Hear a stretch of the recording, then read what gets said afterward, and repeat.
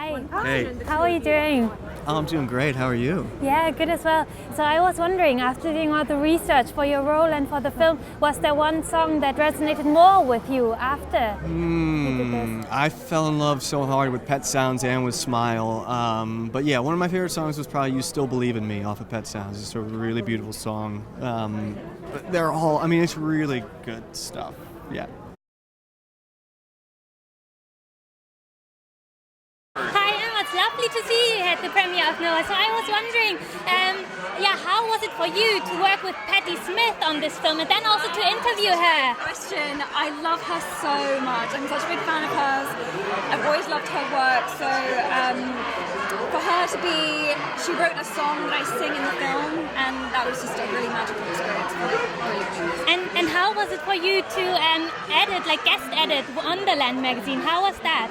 It was such a fun experience. It was so unique, and I loved getting to spend time talking to cast and crew members of Noah that I haven't really had that much time to really get into detail with. So it was amazing. I loved it. Yeah, and one final question, because you're always looking for new things to do, and with finishing university now, what is one thing you still really want to accomplish? I really enjoyed living in America. I really love living abroad, so I would love to get to live somewhere else, experience another culture. So I really hope I get to live somewhere different again. That would be amazing.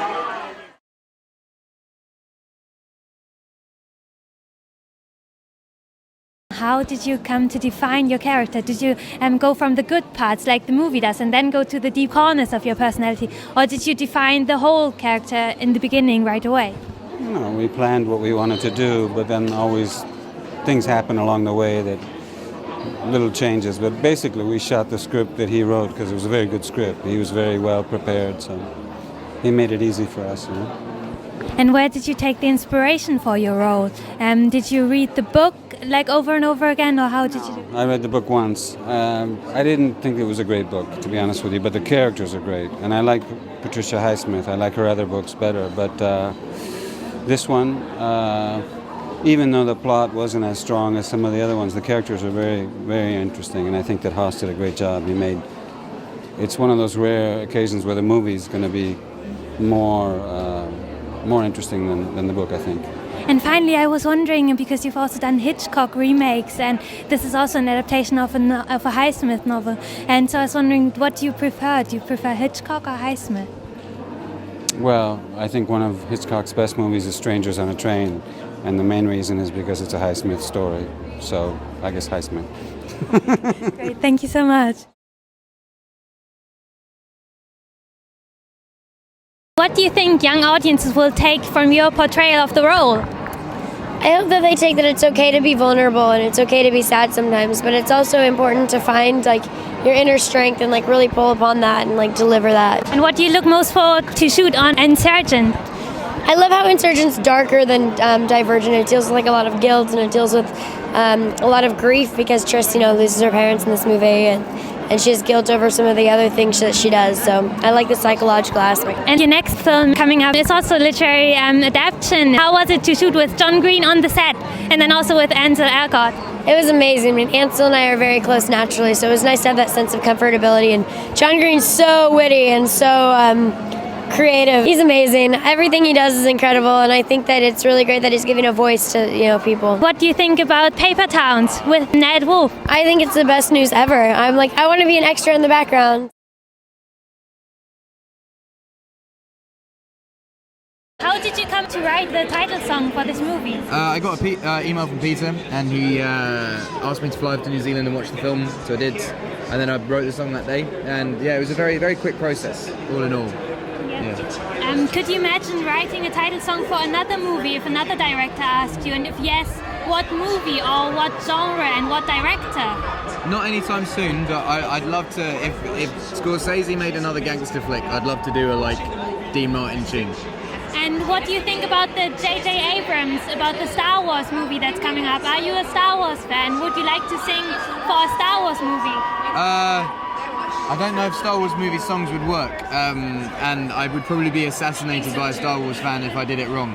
So, yeah, I think the first 3 Star Wars movies are pretty great, and then the last 3 are pretty hit and miss. So I don't know what these ones are going to be like.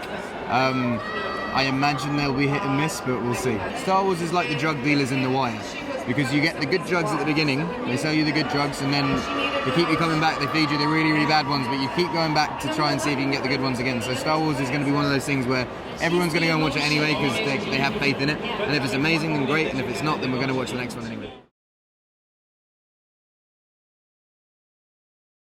What's the best and what's the worst bits about being a dwarf? The best bit for me was not having any facial hair, which is it's a signature look for a dwarf, but I didn't have a beard.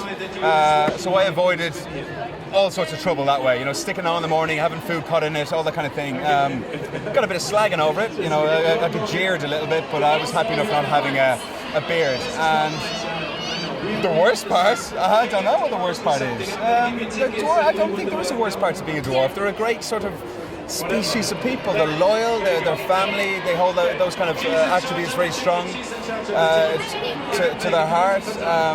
And they get on with it. They will bicker all day between themselves, but anyone else, an outsider comes in, they all stick together. And I kind of like that community sense that they have. For this movie, you're involved in a love story, and was that unexpected for you? And were you on board with that immediately? It was unexpected, and I was so on board with that. No, it was great. Obviously, it's not in the book, but I think it's important.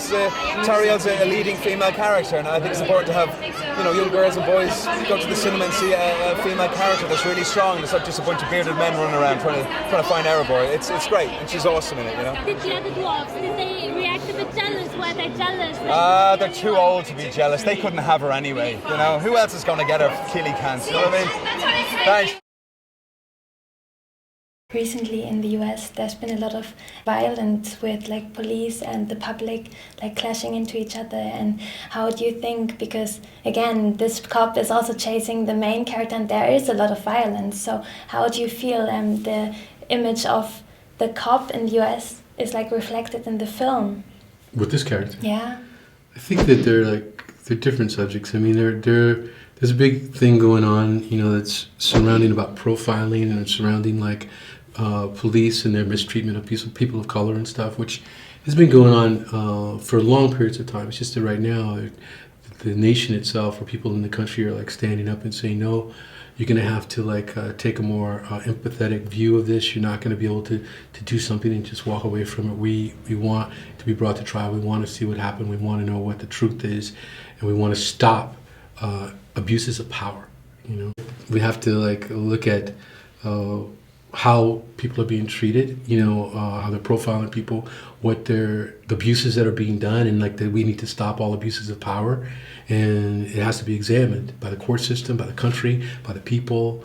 And I think that right now what's going on in the country is people are saying, stop, we have to look at this and we have to see where these abuses are, and we're not going to allow them to continue to go on.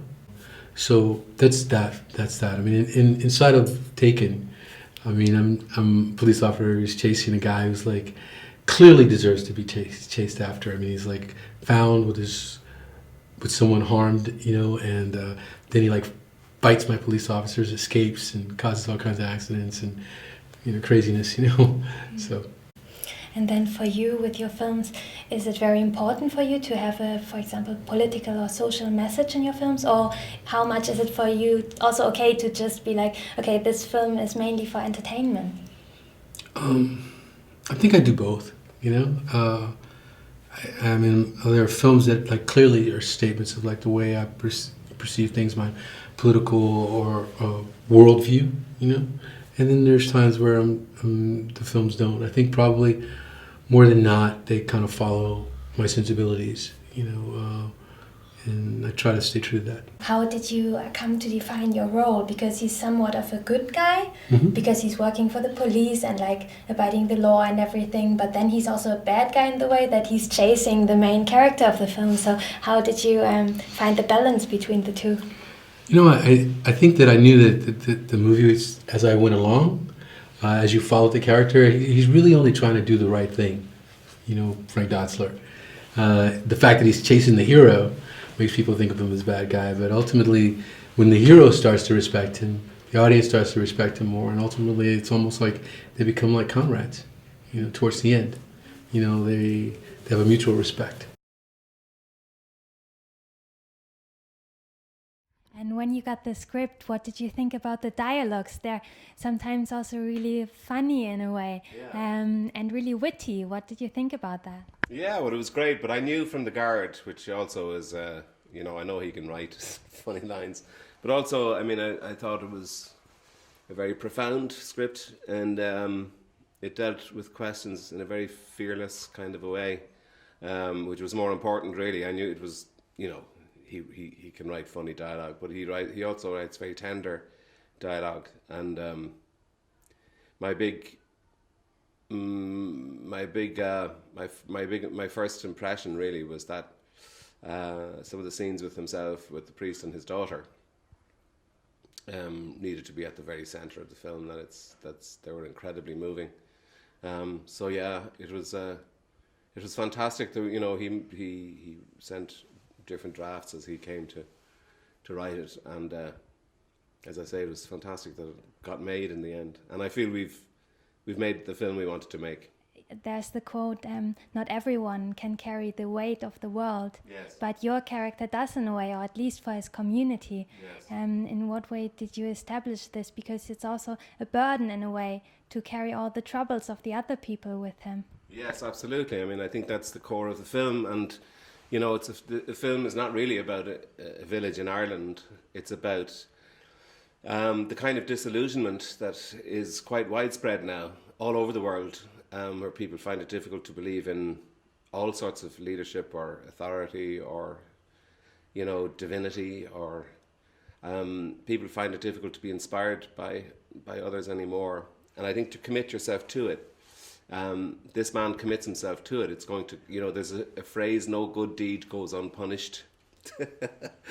And I think it is a brave thing for a man to commit to something as his life's work. Other people then within the place, there's an interesting situation. It's as if they will try everything to break him, but they don't really want him to break, because he carries their hopes too, you know. So it's about cynicism, I guess, and disillusionment, and then the insistence on being idealistic and to hope for good.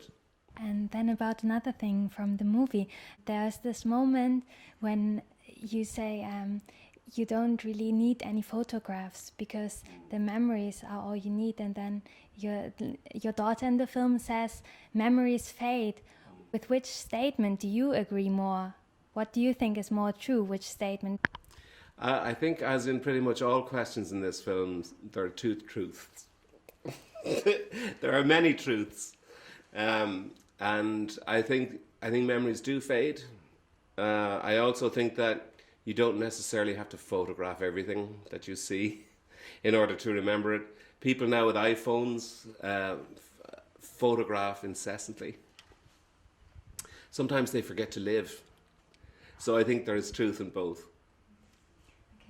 And one last question, can I ask you about your future plans? I'm starting a film now in London called Suffragette, which is about the suffragette movement at the beginning of the 1900s, 1912, when women were looking for the vote.